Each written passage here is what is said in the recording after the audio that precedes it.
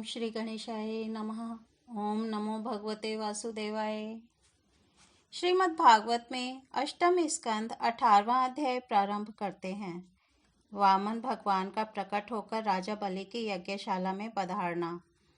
श्री सुखदेव जी कहते हैं, परीक्षित, इस प्रकार जब ब्रह्मा जी ने भगवान की शक्ति और लीला की स्तुति की, तब जन्म मृत्यु रहित भगवान अदिति के सामने प्रकट हुए।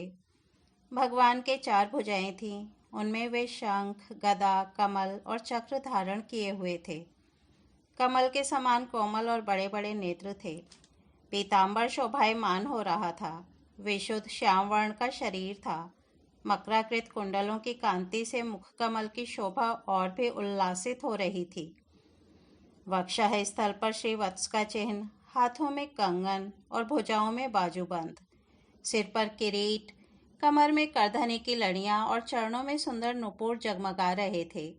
भगवान गले में अपनी स्वरूपभूत वनमाला धारण किए हुए थे, जिसके चारों ओर झुंड के झुंड भौरे गुंजार कर रहे थे। उनके कंठ में कौस्तुभ मणि सुशोभित थी। भगवान की अंग कांति से प्रजापति कश्यप जी के घर का अंधकार नष्ट हो गया। उस समय दिशाएं निर्मल हो गईं। नदी और सरोवरों का जल स्वच्छ हो गया। प्रजा के हृदय में आनंद की बाढ़ आ गई। सब ऋतुएं एक साथ अपना अपना गुण प्रकट करने लगीं। स्वर्गलोक, अंतरिक्ष, पृथ्वी, देवता, गौ, द्विज और पर्वत, इन सबके हृदय में हर्ष का संचार हो गया। परीक्षित, जिस समय भगवान ने जन्म ग्रहण किया, उस समय चंद्रमा श्रवण नक्षत्र पर थे। भाद्रपद मास के शुक्ल पक्ष की श्रवण नक्षत्र वाली द्वादशी थी। अभिजीत मुहूर्त में भगवान का जन्म हुआ था। सभी नक्षत्र और तारे भगवान के जन्म को मंगलमय सूचित कर रहे थे। परीक्षित, जिस तिथि में भगवान का जन्म हुआ था, उसे विजया द्वादशी कहते हैं। जन्म के समय सूर्य आकाश के मध्य भाग में स्थित थे। भगवान के अवतार के समय शंख, ढोल, मृदंग, डफ और नगाड़े आदि बाजे बजने लगे। इन तरह तरह के बाजों और तुरहियों की तुमुल ध्वनि होने लगी। अप्सराएं प्रसन्न होकर नाचने लगीं। श्रेष्ठ गंधर्व गाने लगे। मुनि, देवता, मनु, पितर और अग्नि स्तुति करने लगे।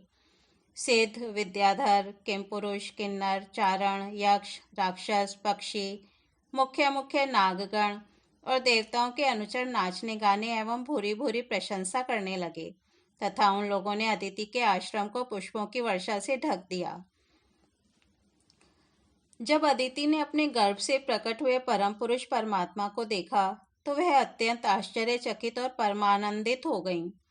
प्रजापति कश्यप जी भी भगवान को अपनी योग माया से शरीर धारण किए हुए देख विस्मित हो गए और कहने लगे, जय हो, जय हो। परीक्षित, भगवान स्वयं अव्यक्त एवं चित स्वरूप हैं। उन्होंने जो परम कांति में आभूषण एवं आयुधों से युक्त वह शरीर ग्रहण किया था, उसी शरीर से कश्यप और अदिति के देखते देखते वामन ब्रह्मचारी का रूप धारण कर लिया। ठीक वैसे ही जैसे नट अपना वेश बदल ले। क्यों ना हो, भगवान की लीला तो अद्भुत है ही। भगवान को वामन ब्रह्मचारी के रूप में देखकर महर्षियों को बड़ा आनंद हुआ। उन लोगों ने कश्यप प्रजापति को आगे करके उनके जात कर्म आदि संस्कार करवाए। जब उनका उपनयन संस्कार होने लगा, तब गायत्री के अधिष्ठात्री देवता स्वयं सविता ने उन्हें गायत्री का उपदेश दिया। देवगुरु बृहस्पति जी ने यज्ञोपवीत और कश्यप ने मेखला दी। पृथ्वी ने कृष्ण मृग का चर्म, वन के स्वामी चंद्रमा ने दंड, माता अदिति ने कौपीन और कटी वस्त्र एवं आकाश के अभिमानी देवता ने वामन वेशधारी भगवान को छत्र दिया। परीक्षित, अविनाशी प्रभु को ब्रह्मा जी ने कमंडलू, सप्तर्षियों ने कुश और सरस्वती ने रुद्राक्ष की माला समर्पित की। इस रीति से जब वामन भगवान का उपनयन संस्कार हुआ, तब यक्ष राज कुबेर ने उनको भिक्षा का पात्र और सती शिरोमणि जग जननी स्वयं भगवती उमा ने भिक्षा दी। इस प्रकार जब सब लोगों ने वटुवेशधारी भगवान का सम्मान किया, तब वे ब्रह्मर्षियों की भरी हुई सभा में अपने ब्रह्म तेज के कारण अत्यंत शोभायमान हुए। इसके बाद भगवान ने स्थापित और प्रज्वलित अग्नि का कुशों से परिसमूहन और परिस्तरण करके पूजा की और समिधाओं से हवन किया।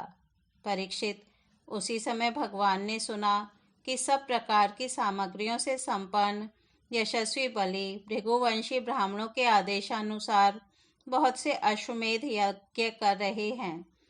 तब उन्होंने वहां के लिए यात्रा आरंभ की। भगवान समस्त शक्तियों से युक्त हैं। उनके चलने के समय उनके भार से पृथ्वी पग पग पर झुकने लगी।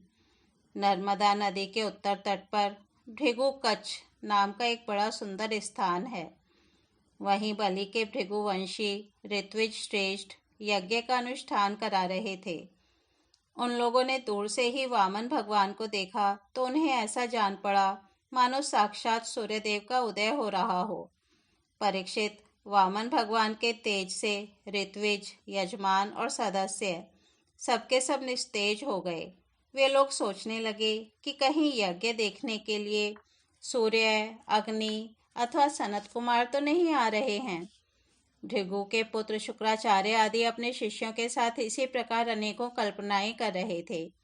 उसी समय हाथ में छत्र, दंड और जल से भरा कमंडलू लिए हुए वामन भगवान ने अश्वमेध यज्ञ के मंडप में प्रवेश किया। वे कमर में मूंज की मेखला और गले में यज्ञोपवीत धारण किए हुए थे। बगल में मृगचर्म था और सिर पर जटा थी। इसी प्रकार बौने ब्राह्मण के वेश में अपनी माया से ब्रह्मचारी बने हुए भगवान ने जब उनके यज्ञ मंडप में प्रवेश किया, तब भृगुवंशी ब्राह्मण उन्हें देखकर अपने शिष्यों के साथ उनके तेज से प्रभावित एवं निष्प्रभ हो गए। वे सबके सब अग्नियों के साथ उठ खड़े हुए और उन्होंने वामन भगवान का स्वागत सत्कार किया। भगवान के लघु रूप के अनुरूप सारे अंग छोटे छोटे, बड़े ही मनोरम एवं दर्शनीय थे। उन्हें देखकर बलि को बड़ा आनंद हुआ और उन्होंने वामन भगवान को एक उत्तम आसन दिया।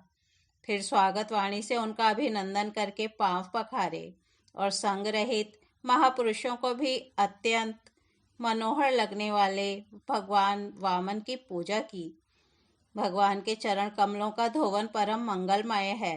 उससे जीवों के सारे पाप ताप धुल जाते हैं। स्वयं देवाधिदेव चंद्रमौली भगवान शंकर ने अत्यंत भक्ति भाव से उसे अपने सिर पर धारण किया था। आज वही चरणामृत धर्म के मर्मज्ञ राजा बलि को प्राप्त हुआ। उन्होंने बड़े प्रेम से उसे अपने मस्तक पर रखा। बलि ने कहा, ब्राह्मण कुमार, आप भले पधारे। आपको मैं नमस्कार करता हूँ। आज्ञा कीजिए, मैं आपकी क्या सेवा करूँ।